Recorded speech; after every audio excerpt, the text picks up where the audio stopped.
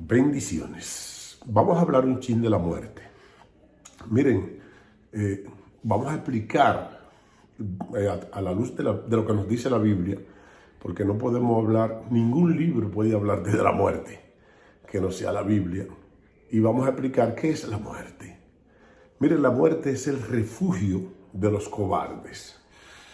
Una gente tiene problemas, una gente sufre de depresión, una gente está enfermo y dice, la muerte, quiero morirme. Porque ese es el refugio. Huir, o sea, tengo que huir, tengo que escaparme de todas las deudas, de todos los problemas. Por eso la gente va a Juan y se lanza del puente. Pero déjenme decirle que la muerte no es cualquier cosa. Al igual que Satanás, que los cristianos saben perfectamente quién es Satanás, pero no saben quién es la muerte. La muerte es una entidad con poder, quizás con mucho más poder que Satanás, porque la Biblia nos dice que Satanás será apresado por 1000 años. Sin embargo, en ese tiempo la muerte estará operando. La Biblia dice que Satanás será echado al lago de fuego.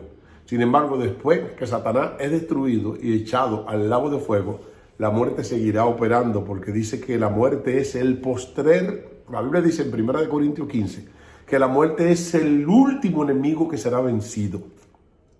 Y entonces aquí vamos a tratar de hacer una explicación de acuerdo a lo que nos dice la palabra de Dios.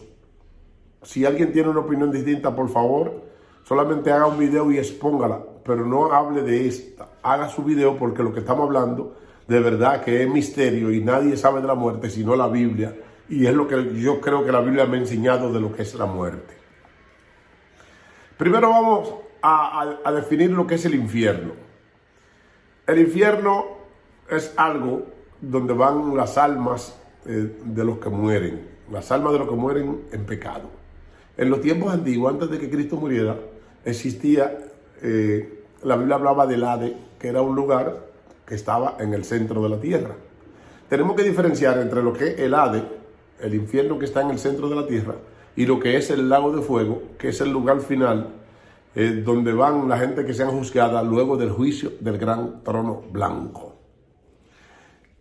Cuando Cristo vino y murió por ti en la cruz, los muertos estaban en el Hades, pero no solamente los muertos que se perdían, sino también los muertos justos que estaban esperando por Cristo. Recordemos que David dice que no permita que tu santo vea corrupción y eso. Y los muertos duraron todo ese tiempo a la espera de la venida de Cristo. Pero ¿qué sucede? Cuando Cristo está muriendo en la cruz, que lo están crucificando, hay un ladrón junto con él, que Cristo le hace una promesa que no se le había cumplido a ninguno. Escuche bien. Cristo le hace una promesa al ladrón de la cruz que no se le había cumplido a ningún profeta de la antigüedad. Porque David decía que las almas y que el muerto de la antigüedad iba al Hades. Bueno, pero Cristo no le dice al ladrón de la cruz, ve al Hades y de ahí nos vemos. No. Cristo le dice al ladrón de la cruz, hoy mismo estará conmigo en el paraíso. Le hace la promesa del paraíso inmediato. ¿Por qué sucede esto? Y esto tenemos que entenderlo. Estamos hablando de la muerte. Y vamos a hablar aquí de las diferentes etapas de la muerte. ¿Y por qué no debemos temer a la muerte? ¿Y por qué debemos de tratar de que los propósitos se cumplan cuando estamos enfermos, cuando sucede algo? ¿Y por qué no debemos de desear que nadie muera cuando está en un proceso de enfermedad? Y esto lo vamos a explicar también de manera real. Cuando Cristo muere y resucita, Cristo vence la muerte. Todos los que morían en la antigüedad, los justos y los no justos, estaban cautivos. Por eso el libro de Efesios habla de llevar cautivo la cautividad. O sea, Cristo descendió, dice la palabra que Cristo descendió a los infiernos y dice que predicó, pero no, porque el infierno tiene dos lugares, según nos cuenta el libro de Lucas y el libro de Mateo, en la ilustración del rico y Lázaro. Dice que murió el rico y fue llevado por los ángeles al seno de Abraham, y murió el rico y fue sepultado, y murió Lázaro y fue llevado por los ángeles al seno de Abraham. Cristo presentaba dos escenarios en el Hades. El escenario del infierno de Padre Abraham envía a Lázaro para que moje la punta de tu dedo en llama. Y eso se lo dice el rico Abraham mirándolo frente a frente, lo que significa que el Hades y el seno de Abraham estaban cerca. Lo que sucede es que había una cima puesta dentro de los dos lugares, pero estaban cerca.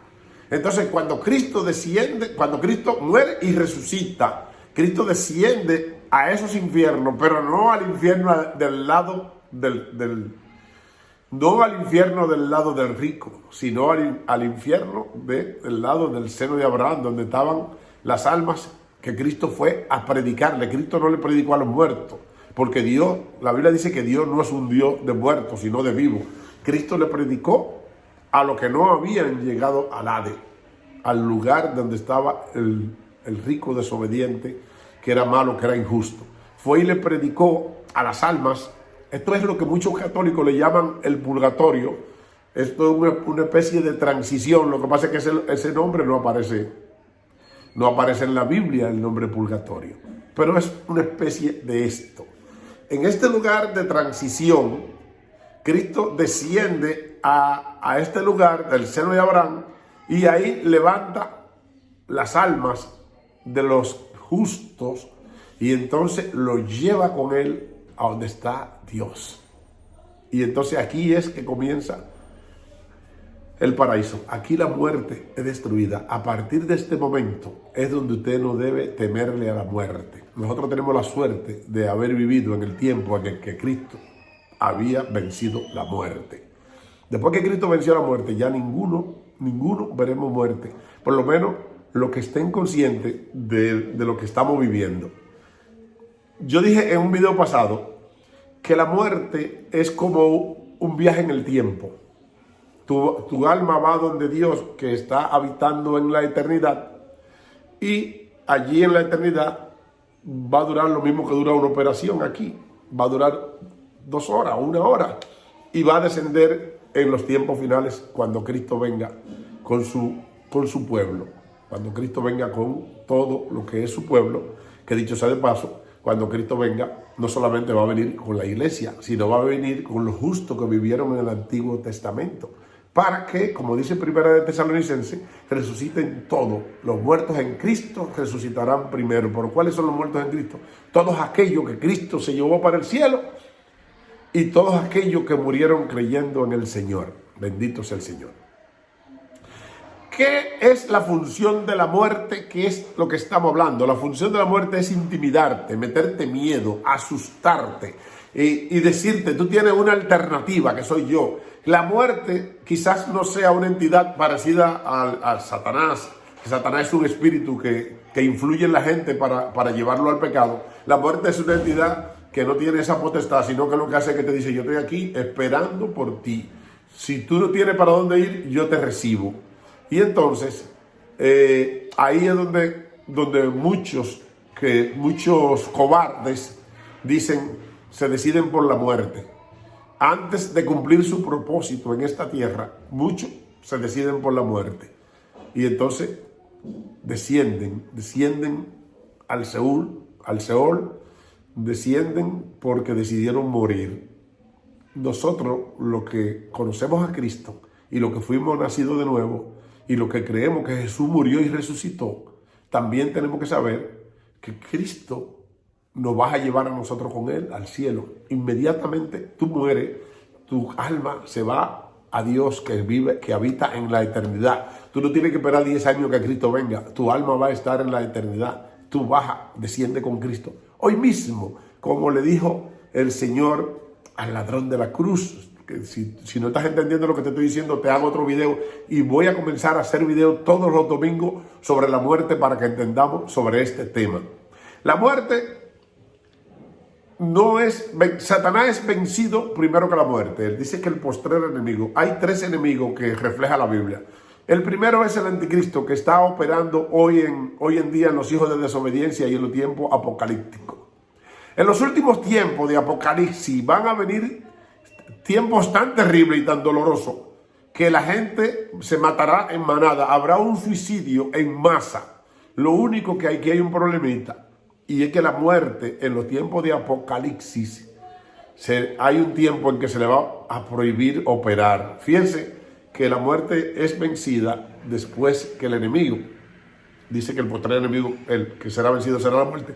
Pero a la muerte se le prohibirá operar en tiempo de Apocalipsis, en los tiempos fuertes. Dice que la gente buscará la muerte y no la hallará. O sea, la cobardía de las personas que no quieren enfrentarse a la realidad, que lo único que dicen es: yo quiero morir, yo no quiero ver esto. Bueno, pues la muerte no tendrá potestad sobre ellos. Dios le cortará. Dice que si en los últimos tiempos no fueran acortados, nadie sería salvo. Bueno, si la muerte se hubiera dejado operando en los tiempos apocalípticos, vienen suicidio en masa, porque el suicidio es la alternativa, es el hogar de los cobardes, los que no quieren enfrentarse a la vida, los que no quieren enfrentarse a la realidad, los que no quieren enfrentarse a una enfermedad, los que no quieren enfrentarse a esto de lo que Dios te ha mandado y que probablemente Dios te está probando y quiere que tú pases por un proceso, pero tú no quieres pasar por un proceso y lo que prefieres es irte con la muerte, irte con la alternativa que el enemigo te ha presentado, porque la muerte aparece producto de que Satanás convence en el huerto del Edén a Eva, y entonces ahí nació el pecado, y el pecado parió la muerte, y la muerte vino para quedarse hasta el final. La muerte es el último enemigo que será vencido. Esto es interesante porque la Biblia dice que en los tiempos de Apocalipsis la gente buscará la muerte y no la hallará. ¿Por qué? Porque si a la gente se le permite buscar la muerte, que la ha buscado toda su vida, desde los tiempos, desde que se hizo el mundo, la gente ha tenido la alternativa de la muerte. ¿Cuál es la alternativa? Bueno, que estoy acorralado, que tengo mucha deuda, que estoy deprimido. ¡Pam! Me voy. Porque la muerte siempre te espera. El Hades siempre te espera. Es muy probable, y yo creo que no hay vuelta atrás, que la persona que aceptan como alternativa, escuche lo que le voy a decir, que la gente que aceptan la alternativa de la muerte, ya sea con el suicidio, o sea como entregarse a ella, ya yo quiero morir, aunque hay muchos profetas que han dicho, quiero morir, pero en realidad tengo que decir que luego de la resurrección de Jesús, nadie muere. Todas aquellas personas resucitan con Cristo, mucho más rápido que Cristo, porque Cristo duró 3 días aquí para resucitar. Y se hicieron muchas acciones espirituales que Cristo la explicará después. Pero el que muere ahora solamente dura segundos, sube al eterno y va a la eternidad, y de allá desciende con Cristo y no pasa ni un día de tormento. La diferencia entre el que muere en Cristo y el que muere sin vergüenza, fornicario, mentiroso, ladrón, político ladrón, mujeres cuerneras, mujeres que se hacen las nalgas, mujeres chapeadoras, todo este tipo de mujeres se van para el infierno. Perdónenme si soy crudo. Ladrón, chapeador. Primera de Corintios 15, 51. No es rey, ni los fornicarios, ni los mentirosos, ni los idólatras, ni los homosexuales, dice la palabra. Y yo no estoy acusando nada. La palabra que dice que no entran al reino de Dios. No significa que no entren si no se arrepienten. Por eso hay que predicarle, por eso no hay que desecharlo, por eso no hay que vejarlo, por eso no hay que decirle, no. Todo lo contrario, tenemos que abrazarlo, amarlo y quererlo y decirle: amado, arrepiéntete. Entonces, mis amados hermanos, esto es terrible. ¿Cuál es la diferencia entre una gente que muera creyendo en Cristo y una gente un bandido, un sinvergüenza? Bueno, que el que muere en Cristo se va al cielo y enseguida vuelve, como le dijo al ladrón de la cruz, que no va a tener más privilegio que ninguno de nosotros. Si el día que tú mueres, ese mismo día está con Cristo en el paraíso. O ese mismo día está con Cristo en el paraíso, el mismo día que tú mueres. Entonces, la diferencia del que muere en Cristo, que está ese mismo día con Cristo en el paraíso, al que muere sin Cristo, es que el que muere sin Cristo tiene que esperar 1000 años. Pero no 1000 años para irte con Cristo, no. 1000 años para ir a ser juzgado al juicio del gran trono blanco.